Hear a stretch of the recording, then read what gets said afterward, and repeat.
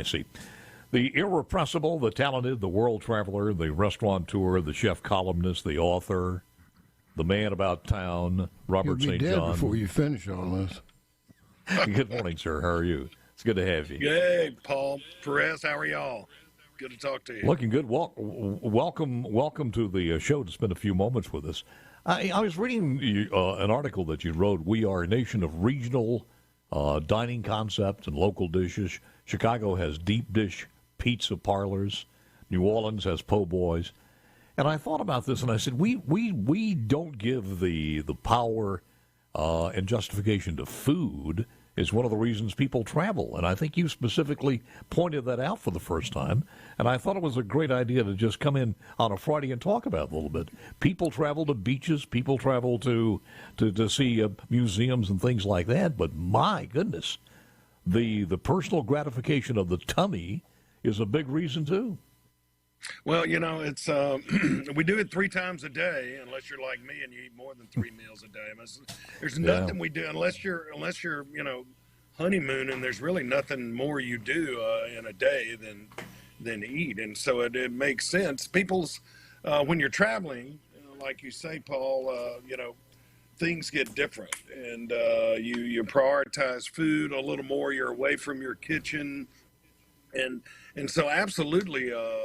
Food is a huge part of tourism, and kind of the point of that column you're talking about there is really that what our, as you said, Chicago has deep dish pizza, New Orleans po' boy, Maine has lobster shacks, and you get crab shacks down in Florida. Mississippi, if you look at what our one kind of indigenous concept is, it's the Catfish House. And it's what we all grew up with. And I think a lot of people kind of can't see the forest for the pine trees and think, they're everywhere. And they're really not. I mean, you can kind of creep into Alabama and northern Louisiana, and you'll find a few catfish houses, but not like here in Mississippi where it's hard to drive 20 miles in any direction without hitting either a Dollar Tree or a catfish house. True. So, would you agree that secondly on here it's got to be fried chicken though? I mean, because fried chicken it's got to be up there too. Yeah, I think so. I think that's accurate, but that's kind of universal too. I mean, fried chicken's all over the place. We like the Mississippi thing is a Catfish House. And when I have people from New York or wherever they come to town, and I'm trying to give them local flavor, we hit my restaurants here, but I always take them to a Catfish House, because it's so unique. And we had my publisher sent a photographer down. This guy was from New York, born and raised in New York, and we spent 2 weeks shooting a cookbook. And I took him one of the nights to a Catfish House, and it was a long day, and everybody was kind of tired, and there were about 8 of us sitting around the table. And I looked down at him, and he was looking at the menu, and he was just kind of saying to himself, "All you can eat." All you can eat. It was a foreign concept to him, and he said, "You mean they just keep bringing it to you?" And I said, "Yeah, they're going." He said, "How can they do that?" And I said, "Well, it's what." I said, "They're not worried about you." He was a little fella, but we've had a couple. Go ahead. I'm sorry. Go ahead, sir. I'm sorry. We have this delay here, and it drives us crazy. Go ahead. So the Catfish House is the Mississippi concept wherever you are, and there's some universal things there. You're always going to get catfish fillets. The good places have whole catfish. You're always going to get French fries, hush puppies, and coleslaw. Other places do other things, and but it's there's this universal thing from the top of the state to the bottom of the state. And I had a Catfish House at one point. It was some of the most fun I had in my restaurant career. We had a place, and we would do thin fillets like they do at Middendorf's in Manchac, Louisiana. Some of the best catfish you'll ever eat. And in that article, I named my number one Catfish House in Mississippi, which is now Cuevas Catfish House in Purvis, which is right in, speaking of dollar stores, it's in a thing the locals call Dollar Holler, which is a place with, it's 3 next door to each other. You got all 3. You got Family Dollar, Dollar Tree, and whatever the other one is. There's $3 stores, and then the Catfish House. But they have are they doing it a little differently, or what sets them apart? The good thing about what Cueva said, they're hitting on all cylinders. Service is phenomenal. You don't always get great service in Catfish Houses. They're usually only open Thursday, Friday, and Saturday.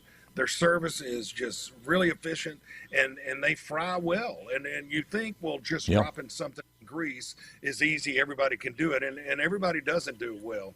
There are a lot of components there. You got to keep the grease clean. You got to make sure keep it at the right temperature. You got to buy, and this is another thing, and anybody who's listening, you need to know that a lot of places these days aren't using farm-raised catfish. And, of course, we prefer Mississippi farm-raised catfish, and you're a Delta boy, so you know. But a lot of places these days are using Vietnamese, what's called basa. And you need to ask, if you're in your catfish house, find out what they are serving, because there's a huge difference. Not only we need it for the economy, but, I mean, it just tastes better. I'm hoping if they don't lie to you, and I would think most of the people in Mississippi who want to stay in business are going to be true about that. I got to tell you something. One of the reasons that I'm always very comfortable in my skin at this age as a baby boomer, because I wouldn't want to take away the experience of what we came through. And I was just thinking about this when you said that. Many years ago, and I have that experience of the marketing of catfish when this industry just began to blossom a little bit, comes out of the research at Mississippi State. And what do? We can't call it catfish. Catfish have a bottom sucker feeding reputation. And I remember going through all of that. Apparently we got through it and still call them catfish. Yeah. Well, it doesn't bother me at all. Either. You and I both grew up with it, and my family was the type, we didn't eat out a lot. Times have changed, and maybe it's good, maybe it's bad. It's good for people in the restaurant business, but maybe not so much for families. But our going out to eat was special. Okay, we didn't have a lot of money, but my grandfather, it was his birthday, we went to a place called Mixon's Catfish House, and they had great catfish. It was just such a I got to ask you this before time runs out here. What's your advice when you're traveling? Because a lot of times when we've traveled, we're really disappointed because you just even if it's one of those that showed up on Guy Fieri's show or something, you got to find those out of the way spots. How do you do that? How do you research when you're going out and you want to specifically have a great meal? If it's in an area that I haven't been before, TripAdvisor is typically the best resource. I can kind of pick through TripAdvisor and find out the review that is not some former employee with a mission to hurt negative reviews. So TripAdvisor is great. But if you're in Europe traveling around, it's even harder. And my rule over there is you never eat at a place within a block of a tourist attraction. You never eat at a place that has pictures of the food on the menu, and that would go for here too. And even over there, really, especially if you're in Italy, don't even eat in a place where the menu's in English, But in America, I'm a big breakfast guy, and anytime I'm traveling, I go down to the front desk of the hotel and I ask hey, where's the local breakfast place? I want to go to the place where the guys are in there talking sports and politics, to the real, because that's what's going to tell you about a community or a town, is the local breakfast diner. And that's usually what I keep it local. If you keep it local, you get local color. You don't eat it channel. Well, you are absolutely one of the other things, the great misnomers when the casino industry was coming through. Boy's going to put all the restaurants out, and it has blossomed and everything has flourished. Great food at the casinos and great food at the mom and pop places also. Robin, I always love talking food with you, especially on a Friday, man. Thank you so much for taking the time. Appreciate it, my man. Robert St. John, restaurateur, chef, columnist.